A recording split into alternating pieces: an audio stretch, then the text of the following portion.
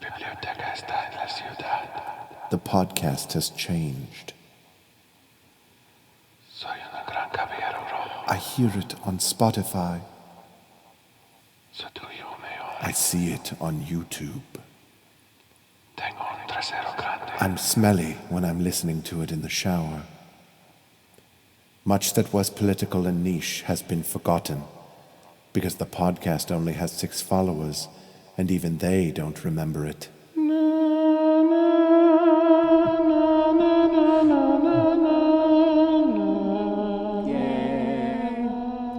Welcome back to the Special Features Podcast. Hey. And I hope everybody had good holidays. I know now we're entering late January, but all the last few episodes of our podcast were at least holiday titled, if not holiday themed. So they were. So they were. Indeed. But I think it's time to move past the holidays and into something far greater than oneself. That's right. In this episode of Special Features, we'll be discussing a topic near and dear to both of our hearts and to the hearts of millions, I assume. I don't know anymore if anybody pays attention to what we're going to be discussing other than people from my generation and above. Yes. It will be German expressionist cinema. Yes. Of the 30s. Of the 30s? So what, like the Cabinet of Dr. Caligari? That's it. Okay.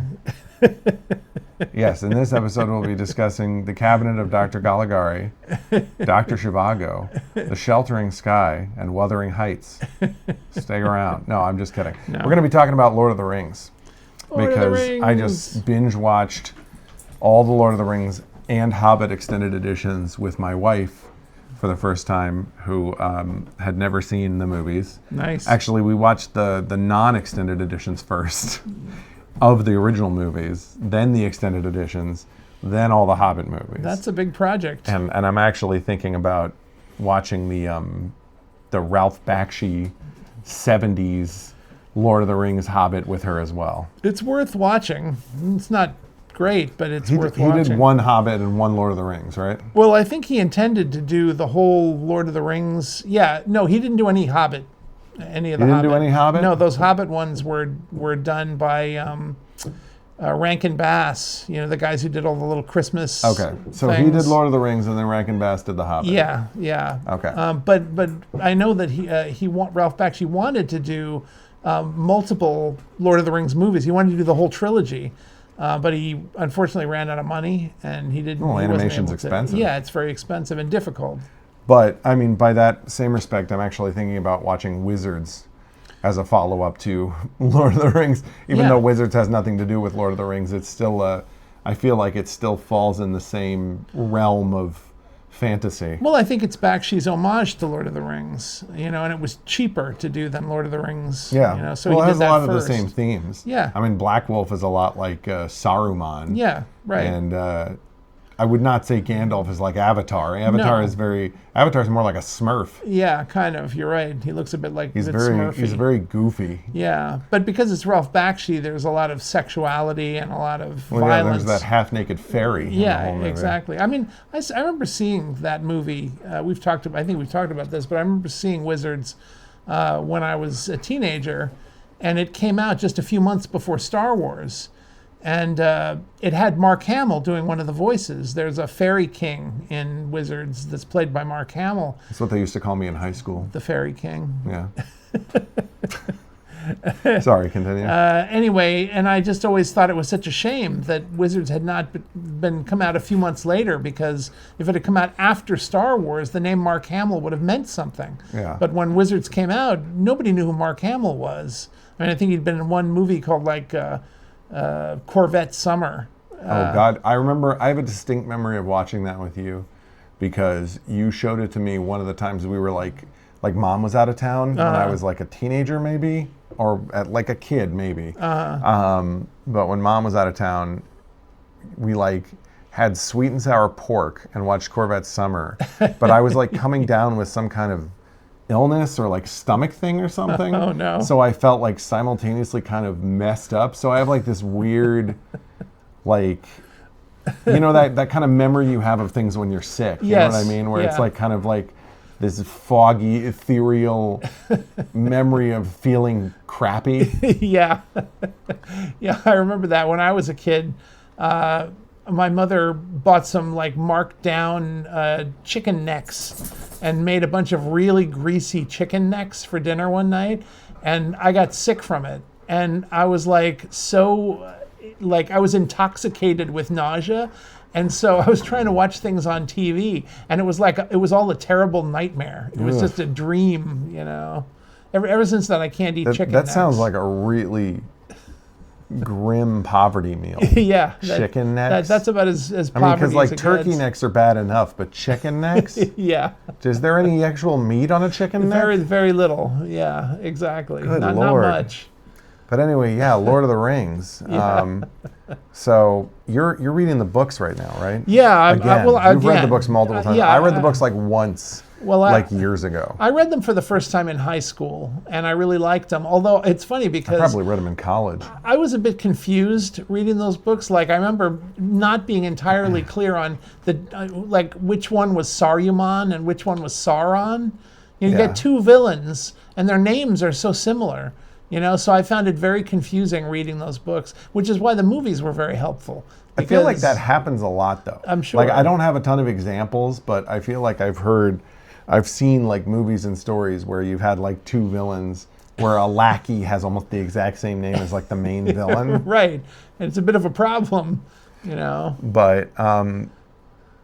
But yeah, I mean, I know what you're saying about how you were confused by the books, but that's because you read them before you saw the movies. Yeah, there were no movies. Whereas the movies was the first thing I saw because they came out when I was like growing up. Uh-huh. So Lord of the Rings was like my Star Wars, Right.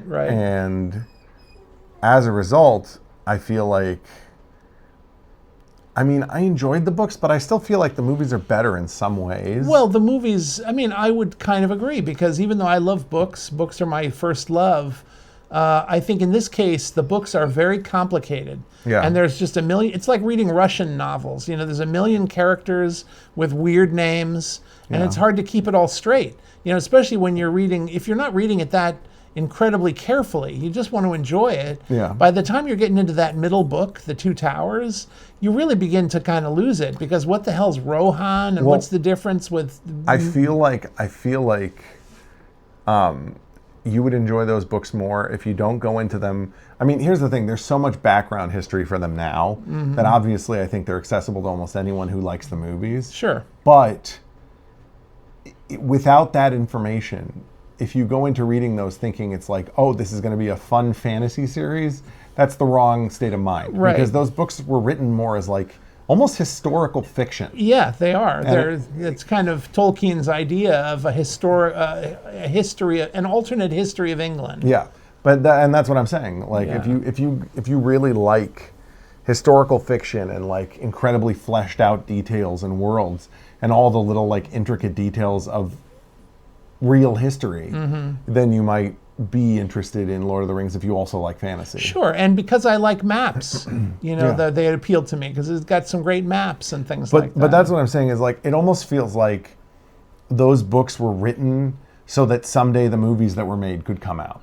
Because like everybody, those books were almost like the ultimate like script writing tool, because they created such an incredibly elaborate, fleshed out world. And I don't want to say like boring or anything, because that feels like insulting to the source material.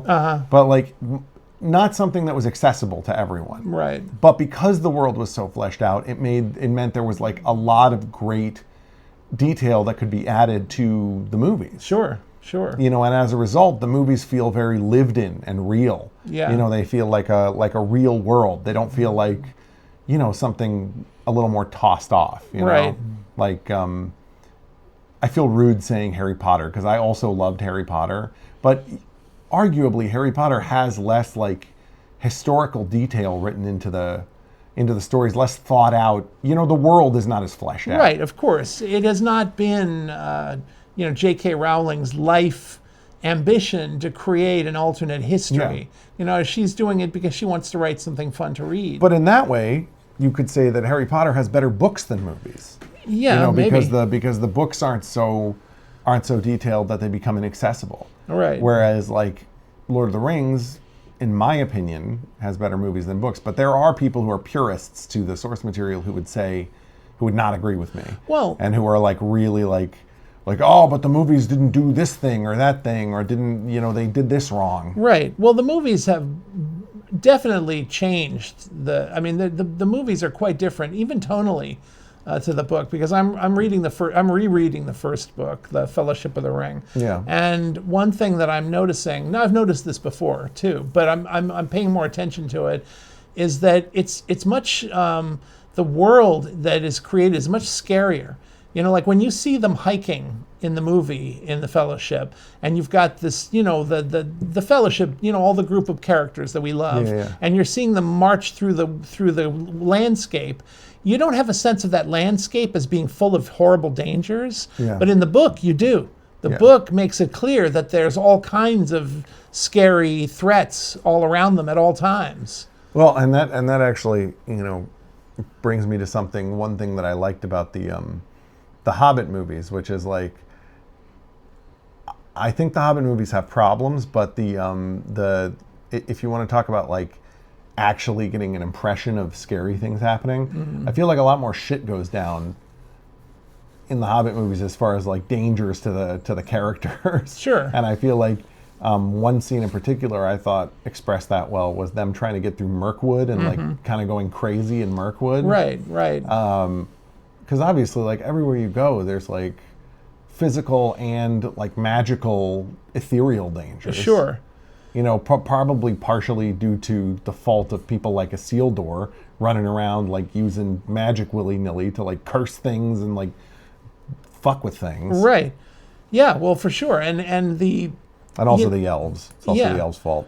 well, absolutely. But it's interesting because there's this sense in the book of the danger increasing rapidly. And to the extent that when Frodo and the others get to the elf city, Which elf city? the first one, the one run by Elrond. Hjartenthaler. Yeah, Yeah. Rivendell. Rivendell. Yeah, when they get to Rivendell, the Elrond and Gandalf talk about what they can do with the ring, Yeah. because they're expecting to be able to let Frodo hand over the ring and they'll be able to figure out what to do with it from then on. Yeah. And one of the things they consider doing is taking the ring down to the Grey Havens, down to the ocean, and throwing it into the ocean, into the depths of the ocean, where presumably Sauron will never find it.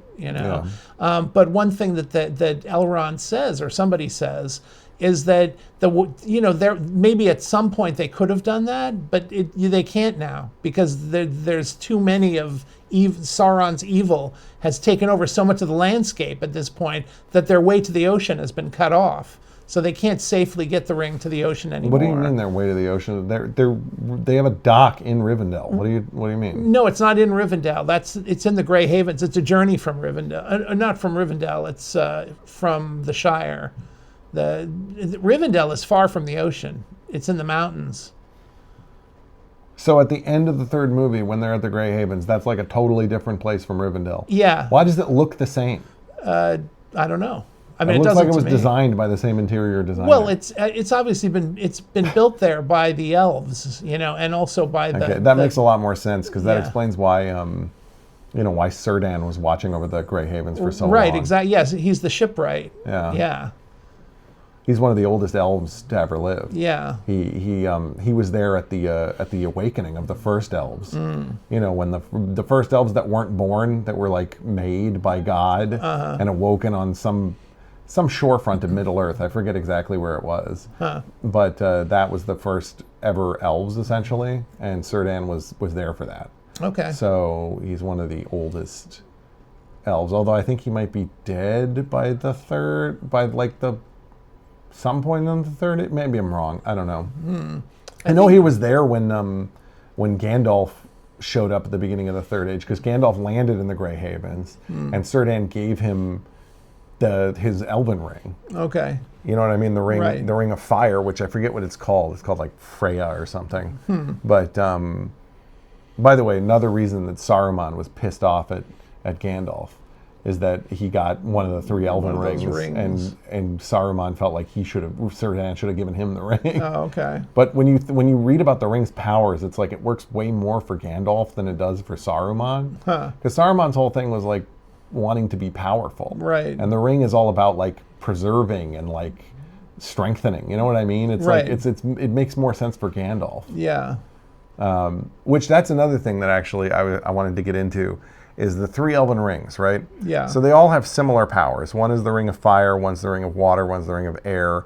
The elements is just a theme. They don't like have fire, water, air-based powers. Okay. Although the fire ring does strengthen fire magic for Gandalf. Okay. So I mean, I guess it strengthens elemental magic. Okay. But other than that, the point of the rings is to like preserve and protect against decay and like, you know, like that's why Galadriel can create like a time bubble in Lothlorien, and that's why Rivendell also is preserved by Elrond because he Okay. has one of the rings too. Okay. But my question about that is, then Gandalf's moving all over the fucking place. If he stayed in one place, could he create like a time bubble, or does he have some kind of time bubble around him? Does his presence just automatically like make people feel better and able to function better because of his ring of power? I mean, I wouldn't be. Here's the thing: I didn't even know he had a ring of power. He does. Círdan gave it to him. Okay, but I don't. I mean, I wouldn't be surprised if he has some sort of power to make people feel, you know, more comfortable or something. I know, but they never really go into that. In the Hobbit movies, they do briefly discuss his ring. They talk about the fact that he has one, and then one of the orcs tries to cut it off his finger, because I think for some reason the only way you can get those rings off is by cutting off someone's finger. Okay. Unless they give you the ring. So they show it briefly that Gandalf is wearing it because one of the orcs tries to take it back to Saruman. I mean to Sauron, not Saruman. Yeah. Because this is when Sauron is the necromancer at Dol Guldur. Guldur, yeah. And he's just like hanging out there with the ring wraiths, who I guess, even though they look exactly like ghosts and can pass through objects, are physical beings. That's another thing that doesn't make sense to me. The ring wraiths, right? Right. In the Hobbit movies, they look like ghosts, but they go to the tombs of the 9 kings and show that like they've all been burst open. So Are they zombies? are they zombies? Are they ghosts? What's going on here? I'm assuming there's some kind of magical zombie. Yeah. That must be what it is. Well, I mean, who knows? Maybe their actual bodies have disintegrated completely. So Then why do they is it a metaphorical thing? It's like they're breaking away from their tombs. well, I think that some spell was put on the tombs to contain them, wasn't it? was it? Some kind of some powerful spell was Is that what put it is? there. So like their ghosts are freed when Yeah. when the spell is broken? I think so. Okay. That makes more sense. Yeah. But this is what I'm talking about. There are like little magical details of this world building that I don't fully understand. Well, me neither. And especially in the books, there's even more questions because, you know, like there's no, like I always wonder about these, what are these things called? The Barrow Wights that Frodo and the others encounter, which are like ghosts. You know, yeah, which also seem like ring wraiths, Yeah. except they're not ring wraiths. Right. But I just wonder what exactly the nature of those, where did those come from, you know? Barrow Wights. I mean, that's one of the scariest scenes in the books is the scene where they are in the Barrow fields or whatever. Yeah, and then like a skeleton ghost tries to like yeah, steal kind one of of, them or right. something. Anyway, but yeah, but I mean, we could talk about those details forever. Like Yeah, yeah. Barrow Wights, Tom Bombadil. You know what I Right, mean? Like exactly. It's like I'm content with the few explanations I've had. I would need to look up the Barrow Wights more, and you're making me want to figure out like what the history behind that is more, because there's probably some more detail behind that. Yeah. But there are things where it's like literally just like it's never like I've looked up certain things because I had questions about them, and online it will, and this could just be like Google's AI doesn't have good information on it. and maybe there is more info on it somewhere else, like in Tolkien's writings or something. But there are things I'll look up that it'll be like, it's never been well fleshed out where this comes from. And like one of those things was Beorn. Beorn, You know, yeah. the skin The changer. shapeshifter, yeah. The skin changer. Skin changer, yes. Who can turn back and forth between a bear and a guy. Right. First of all, what are the rules for that? When does he turn into a bear and a guy? Can he do it at will? Is it like against his will? Like when does it happen? I mean, the impression I had is that it happens at night, like every night. But maybe I'm wrong. Okay, but then he shows up at that fight of the 5 armies at In the the end daytime. of the Hobbits, and one of the eagles drops him in and he turns into a bear. Yeah, right. The whole none of it makes that. But also, I looked up Beorn to find if he had like a race history in Lord of the Rings, like his people, and it was like it's suggested that he descends from the Northmen, like the people, like the Rohan people. Okay. But like, if there's some sort of weird magical offshoot of humanity, it's never specified. So it's like it's not satisfying. Yeah. I want to know, like, when things like that are introduced, it's a little too detailed to not have like a fleshed out history. Well, especially since I think in many cases they do, Tolkien and certainly the movies do a really good job of giving you just enough background to make some of the important side characters really interesting. You know, you think about like you mentioned Rohan. You know, I think about the various characters in Rohan that we kind of get to know really well, even though they're basically these sort of minor characters. You know, Yeah. like Wormtongue. You know, you kind of feel like you really know all about him. You know, and they do a good job of kind of creating the sort of tragic, pining, geek. You know what I'm saying? yeah, I know what you're saying. I'm just thinking about him being like, being bullied by like somebody in a Letterman jacket in high school. Right. But no, I agree. But a character like that doesn't need to be like the history of his people. That kind of stuff doesn't need to be fleshed out for him because he's just there to be like an antagonist. Right, but the fact that you get to see right from the start, the first time you see him, it's a wonderful scene of like intensity, like emotional intensity. Yeah. Where he's like having this little monologue and he's talking to Éomer or Éowyn. And it's just like Is that the first scene you see him though? I think it is, isn't it? Yeah, I'm pretty sure. I don't know. I thought there was like a scene with him and no, because they banished the Riders of Rohan first, and he's in that scene. Yeah, but the scene with him and Éowyn happens right before that. The scene with him and Éowyn is when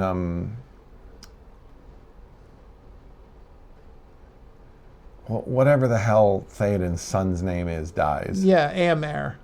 I know. I think. Éomer and Éowyn? I know. Are you kidding me? Yeah, I know. That's something we were joking about before. How like too many names are too similar. Yeah, the right. biggest offender, of course, being Saruman and Sauron. Right. But let's not even get into that. Yeah. But yeah, I know what you're talking about. Anyway, I know like when he's like so pale, Yeah. so cold, like a morning of spring still clinging to winter's chill or whatever Right, he says. yeah. A morning of pale spring still clinging to winter's chill. Yeah, right. And I think that whole scene is very beautifully done, and it really kind of tells you a lot about both of those characters right away. I agree. But by contrast, what's funny is I was talking about how the Hobbit movies kind of, in an attempt to feed off the popularity of the Lord of the Rings movies, they sort of establish a lot of the same beats as Lord of the Rings movies do. Right. Like they try to create a lot of the same scenarios. Yeah. Because, obviously that's the way to have something be successful. Just try to recreate exactly what people loved in the first place instead of making something wonderful and new. But I remember the character they tried to replace, they tried to have like be the new Grimo was that guy who was like the sycophant to the master of Lake Town. Right. Yeah. And by comparison, that guy is just like a goofy loser. Yeah. He's not nearly as interesting as Grima. No, he's just this cartoonish, he's like this kind of, he's a guy who you would see in like one of those kind of frat boy comedies. Yeah. Just sort of this guy who's like, doing a lot of fart he jokes. has like yellow teeth for no Yeah. reason. And he's the last part of the, like right before he dies, he's like dressed as a woman because he's trying to like Right. escape, and there's too many jokes like that in this Yeah. movie. Like they took the fun little moments of joking from Lord of the Rings, and they like blew it up way too much for those movies. They did. But like, and then he dies because he gets launched into like a troll's mouth, and the troll chokes on him. Yeah. Like, Jesus fucking Christ, man. Yeah, it's unfortunate. But having said that, there are things in those movies that I like. I mean, like I really like some of the characters. I like, I like the whole scene where you get introduced to Gollum. The riddle scene with Gollum, and but that's because that's like probably the most. I mean, don't quote me on this because like other people might disagree with me, but in my opinion, that's probably one of the most iconic scenes from The Hobbit. Yeah, is the scene between Gollum and Bilbo in the cave with the riddles. Yep. Everybody remembers that scene. Yeah. Very memorable scene, and they did it justice in those movies. But honestly, that one scene could have just been like, they could have just done that one scene and not made those movies, and I would have been satisfied. Oh, I agree. You know what I mean? Because just that one scene was fun enough. Honestly, here's the thing. Like, The Hobbit is such a light, fun story. I would be happy if they just did it as like, a bunch of cute vignettes rather than like as like a whole show or movie or anything. I'll tell you something about The Hobbit, though, that's weird to me is that, watching the movies reminded me that there's something weird about that book, and because what's weird about the book is that it was J.R.R. Tolkien's first like story based on his lore, and he was trying to keep it, he was trying to write like a straightforward story. Right, but here's what I was going to say that's strange about it to me is that when I read that book, I enjoyed it. It was like you say, very light, fun little children's book kind of thing. Yeah. But rereading it and watching those movies reminded me that movie has one of the most intense tonal shifts of any story ever, because you've got this sort of fluffy little fairy tale, and then suddenly at the end, it becomes this incredibly violent, deadly battle. Yeah. And tragic, because like a lot of characters that you care about are killed, Okay, but can I just say for the record, I think the movie, especially the extended editions of those movies, are way too dark in the second half. Like in a way that's not necessarily enjoyable. It's just sort of like grim for no reason. Right. Because the book, while it does have some of the same grimness in it, I think it has a much lighter interpretation of that grimness. Well, it's lighter in the sense, at least this is for me personally, it's lighter in the sense that if you've read that book once, you will probably not remember that it ended with a violent battle. That whole Battle of the Five Armies thing, that's like the last chapter or second to last chapter in the book. I think a lot of people remember that the Battle of the Five Armies is the big conclusion. I'm not sure that's true, because like it's only a few pages in the book. Yeah. And when I read it, that did not resonate with me. It did not register. Like I forgot completely that's how that story ends. Yeah. Like I really did not remember. And so watching the movies was like a bit jarring. It was like, what is this giant battle scene that goes on for a whole effing movie? And then I reread the book and I thought, oh, it's the last 3 pages of the book, and it's like, which is kind of weird. It's kind of a quick wrap up in the book. Yeah, exactly. Yeah, which is what part of what makes it so kind of almost unbearable in the movies is that war is stretched out so much longer than it need be. Yeah. And it's really grim in a lot of ways. Like, first of all, there's the genuinely sad moment when Thorin dies and Bilbo is upset about it.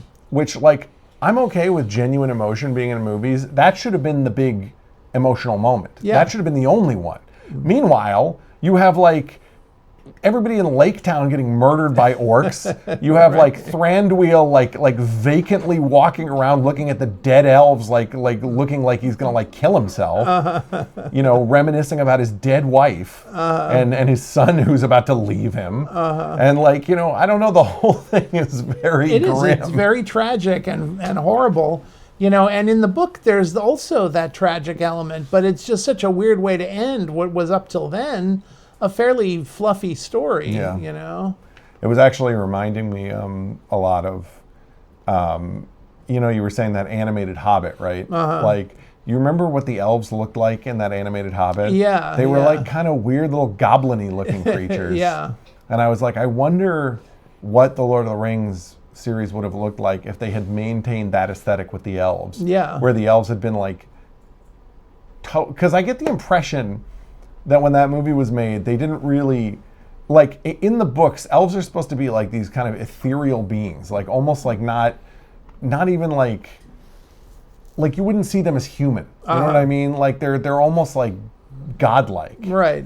And they have like they're described in the book as having like an inner light. But I have a feeling of that whoever made that movie was just, they were thinking at the time, and when did that come out? The 70s? Which one are you talking about? The Hobbit. The Hobbit. There was a couple of them, animated actually. The Hobbit with like the Hobbit having like the goofy twirly hair and mushed face. Yeah, that was probably came out in the late 70s. Okay, well, I get the impression when that came out in the 70s, because it wasn't well understood what fantasy should be at that time. And we've talked about this with people struggling with fantasy. Right. Because we've talked about this with like Legend and stuff. Because with Legend, they kind of tried to do a Lord of the Rings thing. Right. But it sort of came out a little bit silly. Yeah. And I think it's because for a long time, people had this impression with fantasy that it was supposed to be like kind of, I don't know, silly in a way, I guess. Yeah. Like, oh, they're elves, so they must be little green creatures with pointed ears. You know what I mean? Right. Like, and Lord of the Rings, obviously, the movies, the Peter Jackson movies, really kind of rewrote what fantasy should be. Well, I think that's one of the great achievements of Ralph Bakshi when he made Wizards. Yeah. Because the elves are very like warlike in that. Yeah. In fact, I described them. Yeah, you're right. It's not entirely on Peter Jackson's shoulders. There's a few examples of like those kind of elves before him. Right. And I like that. And I think that if I had seen Wizards and I'd been in a position to make movies, I might have thought, this is a great idea. Yeah. Some kind of a fantasy like this. God, I love Wizards. It's a great little movie. It's a great cartoon. Black Wolf is, like, as we've said, very Saruman-like character. Yeah. Very like a mind of metal and wheels. Right, exactly. What's funny about Lord of the Rings to me is my first experience with Lord of the Rings. There were no movies, of course. This is prior to, Ralph Bakshi and prior to those Hobbit cartoons, and prior to me reading the books. Yeah. But back in the 60s, a parody of Lord of the Rings was published by the Harvard you're talking Lampoon. about Board of the Rings. Board of the Rings, yeah. And I actually read that. Moxie and Pepsi. Yeah, right. Frito and Frito Legolam. Yeah. Yeah, exactly. I read that too. Yeah, and it was funny because even though I had no idea what it was making fun of, I enjoyed that parody because it was just wacky. It was funny. Yeah. I remember I think I showed you this video. There was a video made by a YouTuber and general creative personality named Neil Cicerega, and he did like a parody Lord of the Rings rundown, like where he did like narration over like images.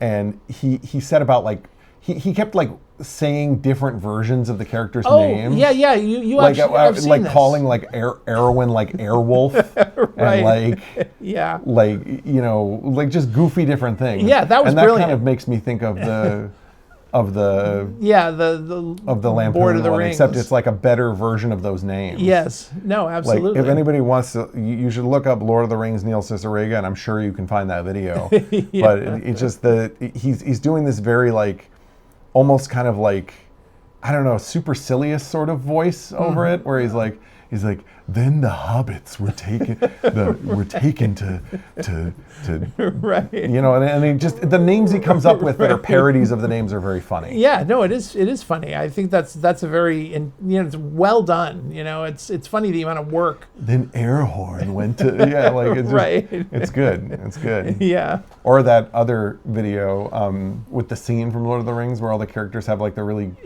goofy voices. Yeah, right.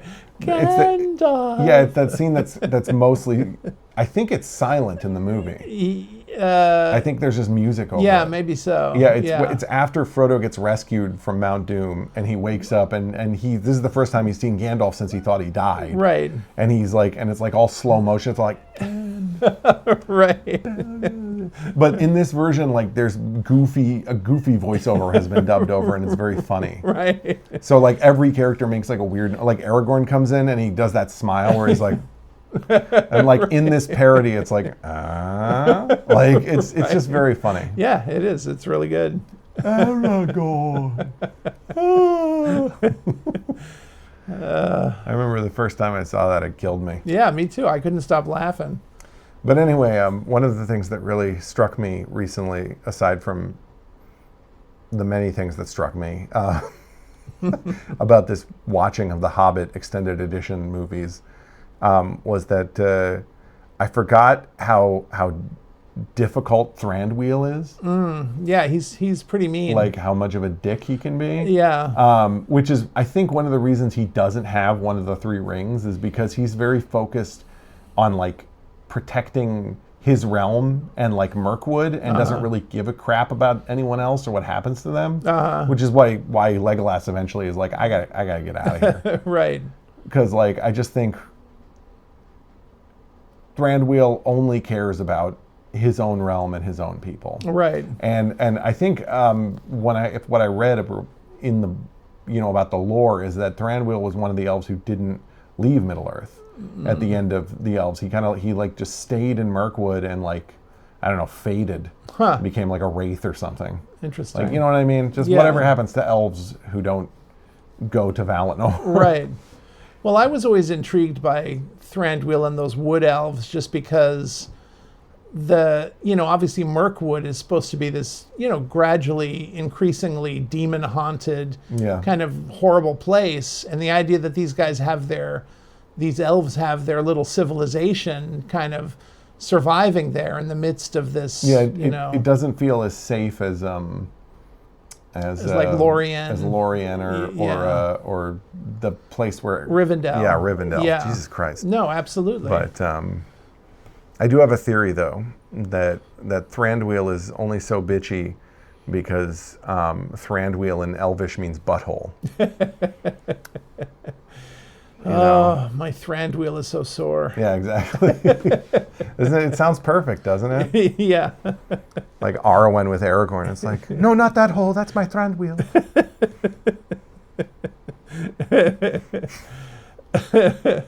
Not my Thranduil. Look at him. He's got a mark on his Thranduil.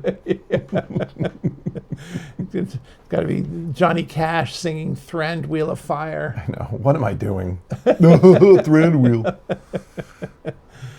Go down, down, down to a burning ring of Thranduil.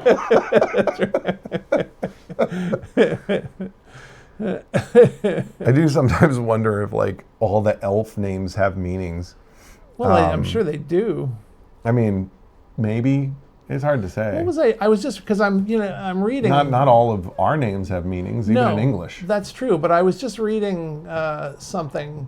I just read the part about the Fellowship going to Lothlorien and meeting Galadriel. Yeah. And there's something about one of the elves has a name that translates to something. I can't remember what it is though. I wish I had they do all have these really flowery long names. Yeah. Like Legolas and Galadriel and Thranduil. Yeah. And Elrond.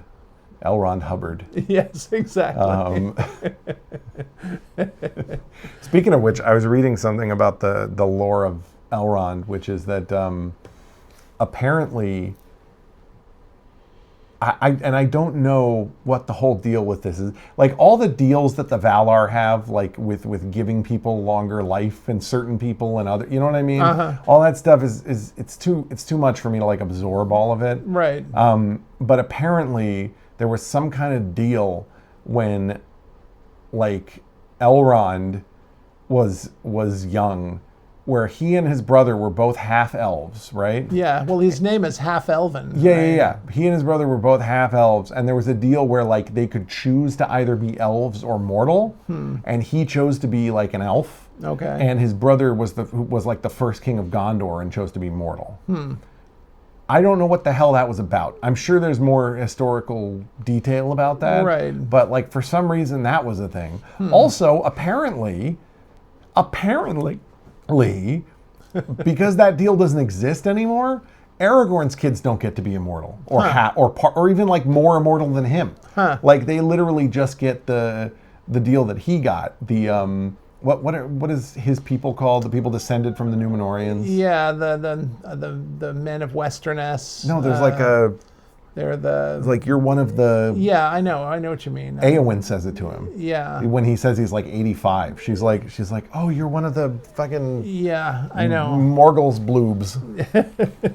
You're one of the Schlamlaus. Yeah, it'll come to me. You're one of the.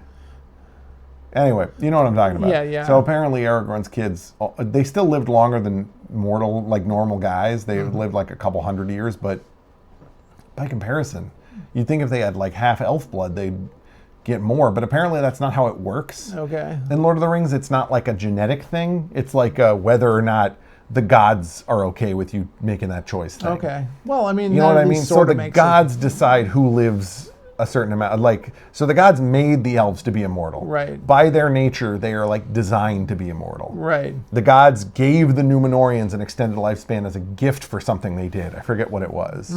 But and the gods made the dwarves sturdier than people, which is why they live longer. Okay. But also hobbits live longer for some reason. I don't know why. Not that long, but like a little Right, longer. like 100 and something. Yeah, years, like whatever. Yeah. But you see what I'm saying? I don't think genetics plays a role in Lord of the Rings. I think it's just sort of like whatever the Valar want to do, that's what happens. Right. But which I guess makes sense because the whole thing is just like this weird biblical metaphor anyway. Right. I mean, because you have those trees in Valinor that became the sun and the moon. Right. Yeah. No, of course. And like Morgoth and or Melkor as his original name is, I think. Okay. Melkor is, I think, originally what Morgoth was named. And Shelob's mom both destroyed those trees or something. Right. And then they took light from those trees and turned it into the sun and moon. What was Shelob's mom's name? I don't know. I'd have to think Bubbly about Munkus. it. Yeah. We'll call her Bubbly Munkus for now. No, Shelob's mom. By the way, another example of lore that is not well fleshed out. Because apparently it is not well discussed how Shelob's mom was created. She may have been created by Morgoth's evil impurity, singing his evil into the song of creation. Or she could have just come from before the universe or something, or be some kind of manifestation of evil. It's, you know what I mean? Yeah. There's no clear history of, even apparently the Valar are unsure of where the fuck she came from. Interesting. I feel like I'm swearing too much in this episode. Well, we can. Anyway, but you know what I'm saying? Yeah. Demon spider comes from out of nowhere. Right. Well, and that obviously, it sort of makes sense to the degree that a spider is so different from anything else in that world. I've always found it a bit odd, in fact, that giant spiders figure in that story because they're just so alien to, something like a dragon, okay, or like a Balrog. Apparently even God doesn't know where they came from. Yeah. Or Eru, I believe is the name of God in Lord of the Rings. Okay. Anyway, but regardless, that's another interesting point about the magical elf rings. I think the reason that Shelob's children can live in Mirkwood is because Thranduil doesn't have a special ring of protection. Right, that would make sense. So he can't use magical elf protection to keep them out of Mirkwood. Right. Which is why he needs to send elves into Mirkwood to kill them. Yeah. Which seems like a waste of their time. Yeah, it seems like a big waste of their time. They keep coming, right? So you can't stop them. Right. Why has nobody killed Shelob? Well, she lives in that pass. Yeah, go kill her. If she keeps having babies, go kill her. Well, Sauron protects her. He likes having her there.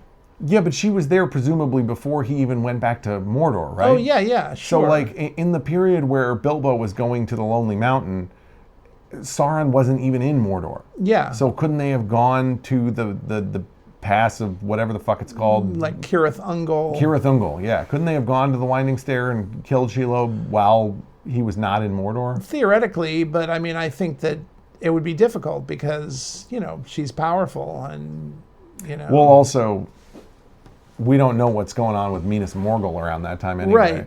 I mean, there's obviously still orcs that have Morgul weapons. Right. Because Keely or whatever gets shot with a Morgul arrow. Right. Which is like, where are they getting the Morgul arrow from? Yeah. Yeah. I mean, I just don't know. It's too much detail. I mean, one thing that's always been interesting to me is the idea that Minas Morgul originally was a city that belonged to, the men, like the Númenórean type men. Yeah. And basically, because, Sauron gradually, when he escaped from, or actually this was probably, like when Sauron left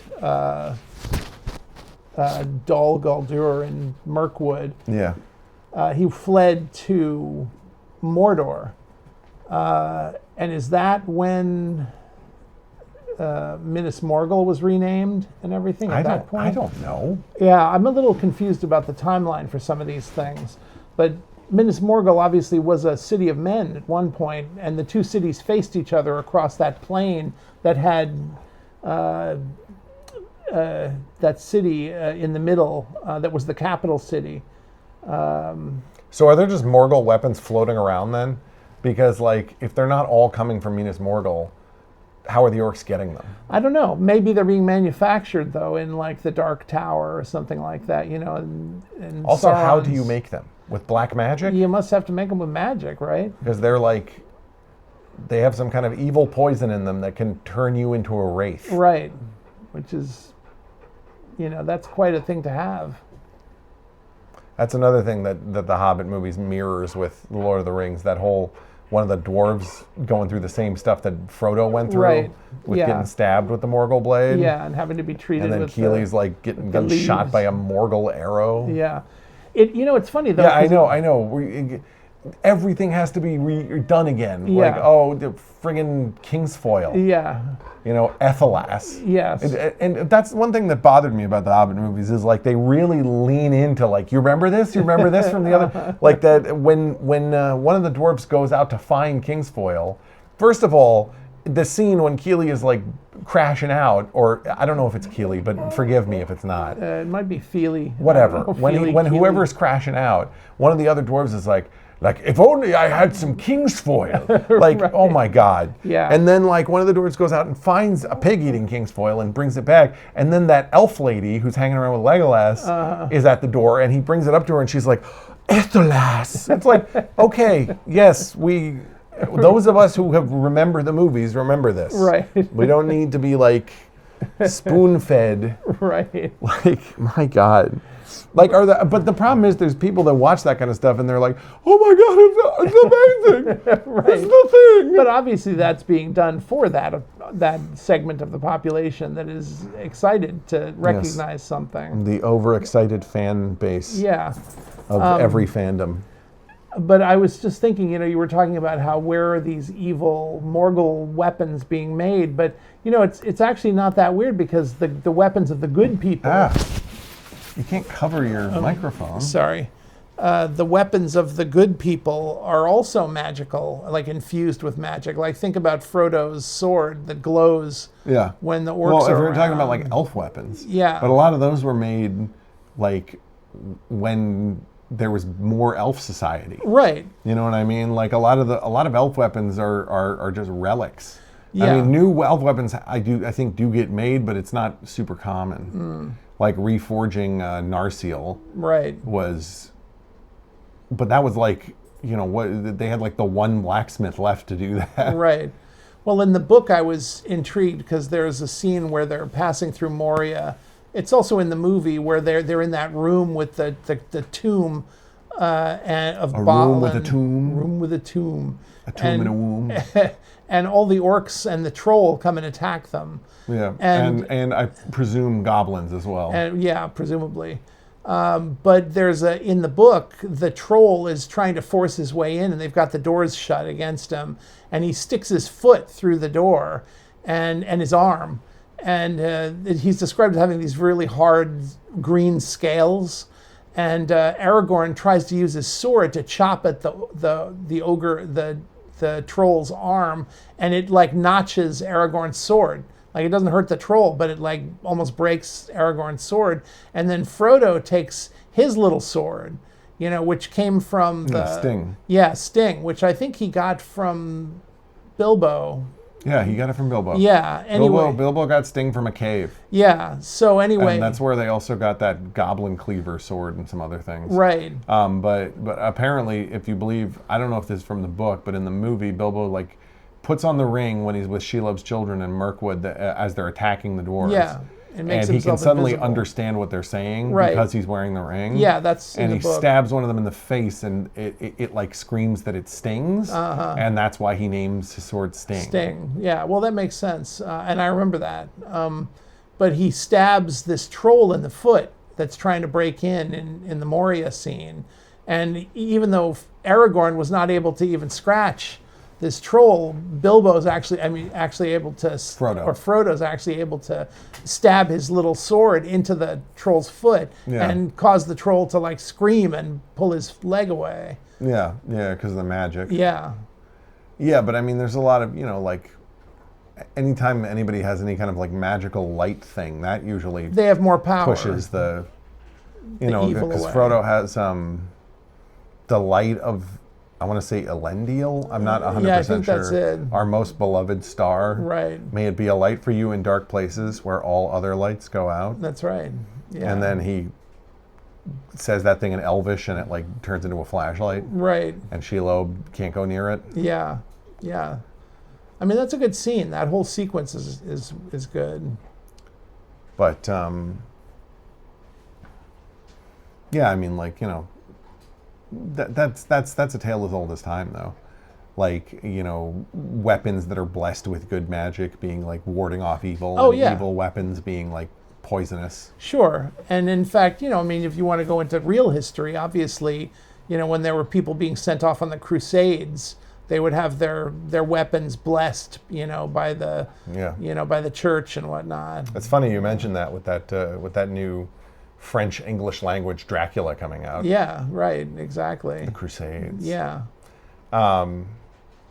But anyway, just as far as the Lord of the Rings and Hobbit movies go, and I'm starting to think we may have to turn this into a 2-part episode because there's just so much to talk about with Lord of the Rings. It is insane. It is literally insane. Yeah, you can barely scratch But I the think surface. people would forgive us for having 2 episodes talking exclusively about Lord of the Rings. I hope so. I think they might actually enjoy it more than our normal blathering. Yeah, maybe. But yeah, just to go back into that, I was saying I recently watched all of the extended Lord of the Rings movies and all of the extended Hobbits. And it's just, those Hobbit movies, as we've said many times, should have just been one movie. Mm-hmm. They were stretched out. Or 2 at the most. Yeah, they were stretched out very thin. And they were stretched out thin because of the popularity of the Lord of the Rings movies. Mm-hmm. They wanted to like capitalize on that. Sure.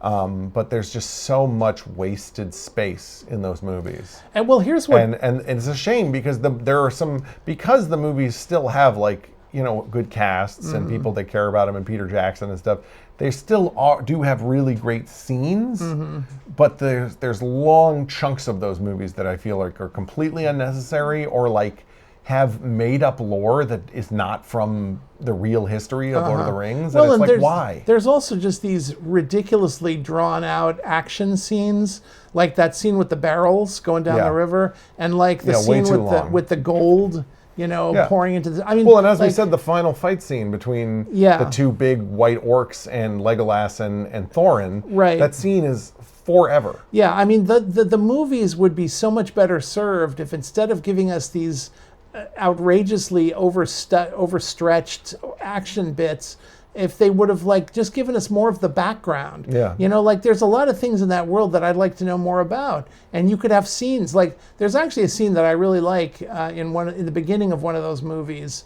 I think it's The Desolation of Smaug, where it begins with Gandalf meeting the leader of the dwarves in Thorin. at the Prancing Pony. Yeah. Yeah, and I really like that scene, and I wish the movie had more scenes like that where people more were just more detail on the world. just have more detail and interesting conversations. You know, there's not enough of that. No, I agree. And if you want to compare it to Lord of the Rings, you look at the battle scenes in Lord of the Rings, and a lot of those scenes, there's no wasted space in those scenes. Mm-hmm. Like the scenes that take place in the battle all have a purpose. The scenes, and when there is no purpose, it cuts away from the battle to something else because it's a battle. You don't have to see every second of it. Right.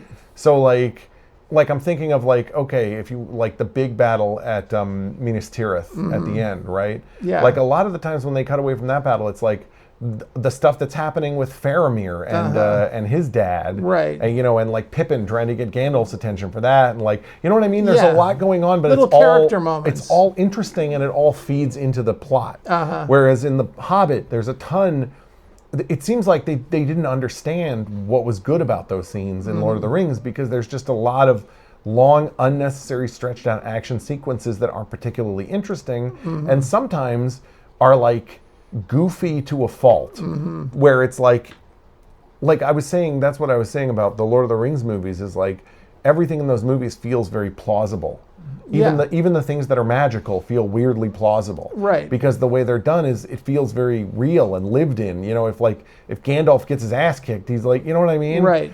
Whereas in the Hobbit movies, a lot of stuff happens that feels very over the top, cartoonish, and impossible. There's I remember you were talking about the barrel scene. There's a section of that scene where the hilariously fat dwarf somehow gets thrown out of the water and then pops his arms and legs out of his barrel and starts fighting the orcs out in his it's just very goofy. How would that really happen? Right. You know what I mean? Could that really happen? Right. It's just there's a lot of stuff like that. Well, there's and a it's scene... okay when it's stuff there's a scene where Legolas at the end when he's fighting, part of the bridge he's on starts to collapse and he fleet foots his way up the falling stones. Right. That I'm okay with. Right. Because he's an elf. Yeah, anything, right, exactly. But even, there's even a limit with the elves. If you get too goofy, at what point is it you know what I mean? Right. Yeah, and I'm also reminded of the scene where the elves are captured by the goblins. Yeah. In the underneath the mountain. The elves. That's the dwarves. Or not the elves, and the Bilbo. dwarves. Yeah. And the dwarves. And you got that Goblin King. Yeah. Yeah, and that's that the Goblin King. I like that bit, but I don't like how the dwarves somehow managed to do this thing where they're standing on a wooden platform that breaks and it goes sliding down into the bottom of the chasm, and nobody gets hurt. Yeah. I vaguely remember what you're talking about. Yeah. But also, for that example, another good example of that is at one point they're in the mountains and there's those stone giants fighting each other, and they're standing on their knees. Right. And somehow every time the stone giant collapses or something, they always happen to be in an exact right position to just jump onto another ledge. Right. It feels very difficult. It feels like if you were in a situation like that, unless you got very lucky, you would be screwed. Yeah. And I understand they have to be able to survive the scene, but you need to build a scene that's survivable. Yeah. Yeah, exactly. There has to be, like you were saying, there has to be a certain plausibility. Even in the most outlandish things, there has to be a certain plausibility. And there's just too much goofiness in those movies. Goofy cartoonishness that breaks any kind of tension that was built. Right. And the beautiful thing about Lord of the Rings, the movies, is when they had goofy moments, they knew to break them up they knew to not damage their own tension that they built. They had moments that were powerful and beautiful. And occasionally there was a joke, but it was never so much joking and crazy, goofy cartoonishness that it totally screwed with the feeling of the movie. Right. Whereas in The Hobbit, there's a ton of that. Yeah. If you want to go back to the Goblin King, even when the Goblin King gets killed by Thorin, he's on this little bridge and he walks up to Thorin and he's like, "What are you gonna do now?" And Thorin slashes him in the stomach and he goes, "That'll do it." Really? Yeah, right. Because he wouldn't he have seen that? I mean, he must have. If he didn't have a defense against that, why is this happening? Yeah, I know. But that's what I'm saying. There's too much stuff in those movies that is goofy and overly cute and doesn't make sense for the characters. And there's also a bunch of moments where the characters like give up really quickly in situations where it doesn't make sense. Like where it's like, you guys are smarter than this. Like you know what I mean? Right. You never get the impression in the Lord of the Rings movies that the characters are being unrealistically ignorant or stupid about something. But in the Hobbit movies, that happens all the time. Right. Like when they get to the hidden door in the mountain into what is that elf? What is that elf? What am I talking about? That dwarf kingdom called? Yeah, it's You know what I'm talking about, Yeah. though. The kingdom in The the Lonely Lonely Mountain, Mountain, right? yeah. They get to the hidden door, and they're like, by the last light of Durin's day, you know? And then the sun sets, and they're like, oh no. No more light today.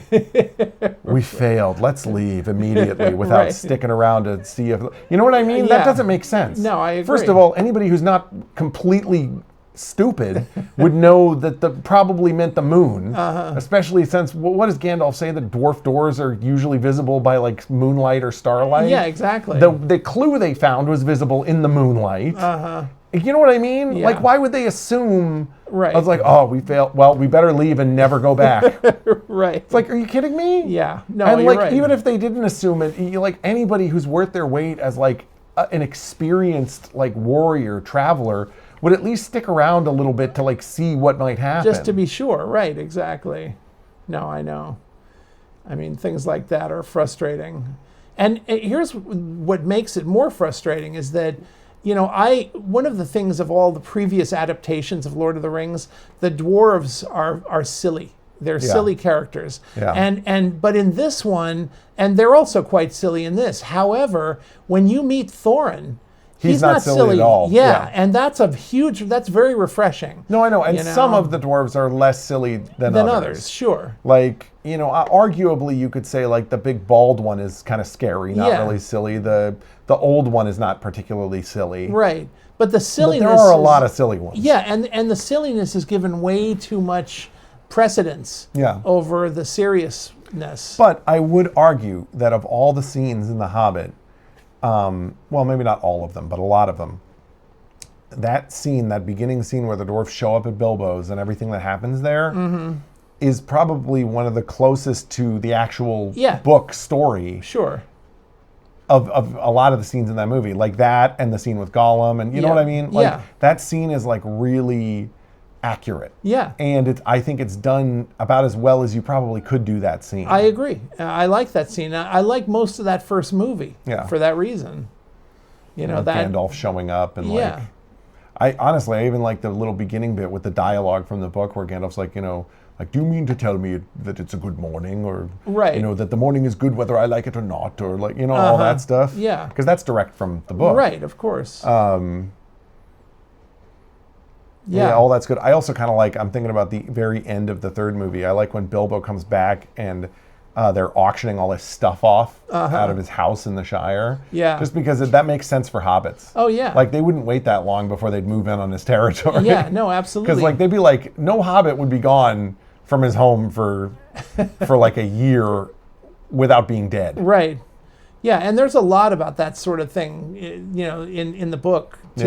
Yeah. No, I know. Well, and in the original Lord of the Rings books, obviously, there's that whole thing at the reaping of the Shire or whatever. Yeah. That's at the end of the books that's not in the movies. Right. Which, you know, with Saruman as Sharky. Yeah. I did learn something that I didn't know though recently, which is apparently Grima still kills Saruman in the books.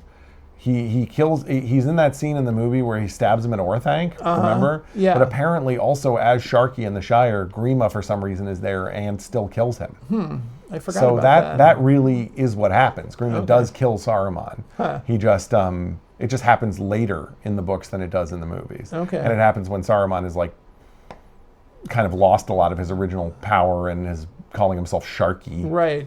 Well, but that's because I remember this from the film. We lost Lost power the in the visual. camera. I think There's no more power. no, it's just my gimbal's out of power. All right. Well, that's We're fine. pretty much out of time anyway. Yeah. But what were you going to say about the No. reckoning of the Shire? I was just going to say I got, you know, the Sharky, the name Sharky is from Sharku in that language, which means old man. Oh, okay. It's one of the footnotes No, that's good to know. Yeah. I thought it was just some kind of goofy pseudonym. Yeah, no. But anyway, we're going to stop this one for now, but we may or may not have a part 2 of the Lord of the Rings episode, depending on how we feel. And public demand. Well, yeah, of course. If for some reason, if this video goes viral and we suddenly get like 100,000 subscribers, then we will definitely continue to talk about Lord of the Rings. Yeah. But if that doesn't happen, it will be up to whether or not we feel like it on the next episode. Exactly. Or we So. can use the Lord of the Rings as a lead-in to something else. That's true. You know? I just want to talk about how much I hate The Hobbit more in movies. No, I'm just kidding. Oh, that was another thing, though. The whole thing with, apparently the thing about Thranduil wanting those jewels made of starlight because they were like his wives or something. Okay. That's not from the book. Yeah, it he doesn't gets sound some kind of familiar. emeralds in the book. Anyway, not the point. Yeah. Regardless, stay tuned. Stay tuned. Da da da da da da da da. Da da da da da da